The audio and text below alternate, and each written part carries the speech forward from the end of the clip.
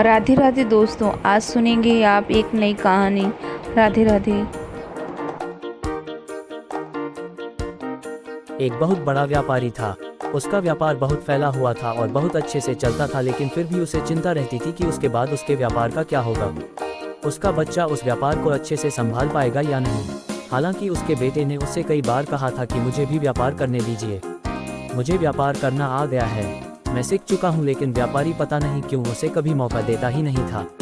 कुछ दिन बीते और एक दिन व्यापारी की तबीयत अचानक खराब हो गई। उसे दिल का दौरा पड़ा। उसे ICU में भर्ती करवाया गया। व्यापारी का बेटा उसके दोस्त के साथ अपने पिता को मिलने आया।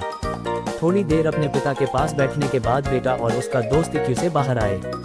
बाहर एक आइसक्रीम की दुकान देखकर व्यापारी का बेटा बोला, चलो आइसक्रीम खाते हैं।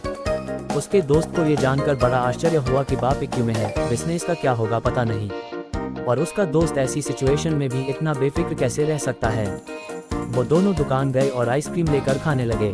दोस्त से रहा नहीं गया तो उसने अपने दोस्त से उसके मन में क्या चल रहा था सब कुछ बताया। व्यापारी का बेटा बड़ी शांति से बोला कि दोस्त, मैं परिस्थितियों को स्वीकार करना सीख गया हूँ।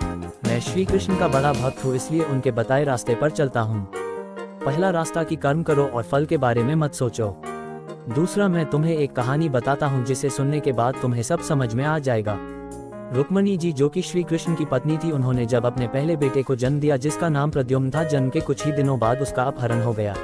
रुक्मणी जी अपने बेटे के गम में बहुत उदास रहने लगी, रोने लगी। तब श्री कृष्ण जी ने उन्हें समझाया कि हमारा बेटा सब कुशल है जहाँ भी है, इसलिए तुम उसकी चिंता करना छोड़ दो, खुश रहो और स्वस्थ रहो। यह उनसे खुद भगवान श्री कृष्ण ने कहा था। फिर भी रुक्मणी जी ने अपने बेटे की चिंता नहीं छोड़ी, पर आखिरकार 18 साल बाद प्रद्युम्न घर वापस लौटा। वह विवाह करके लौटा था और समस्या ये थी, उसने अपने से 20 साल बड़ी महिला से शादी की थी। रुक्मणी जी को इस बात की खुशी थी कि उसका पुत्र वापस आ गया, लेकिन इस बात से वो फिर से दुखी हो गई कि उसके पुत्र ने अपने से बड़ी उम्र की औरत से शादी क्यों की। उनको दुखी देखकर श्री कृष्णा ने उन्हें समझाया, जो हुआ अच्छा हुआ, उसके बारे में मत सोचो, उसे स्वीकार करो और खुश रहो। बावजूद इसके कि भगवान ने फिर से उन्हें समझाया, रुक्मणी जी को इस बात को स्वीकार करने में 8 वर्ष लग गए।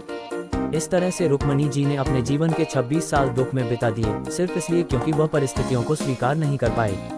ये कहानी खत्म करने के बाद व्यापारी के बेटे ने अपने दोस्त से कहा कि मैंने परिस्थितियों को स्वीकार करना सीख लिया है, मैं अपने लक्ष्य पर ध्यान दूंगा, बिजनेस भी अच्छे से करूंगा और आगे जो होगा उसे स्वीकार करूंगा।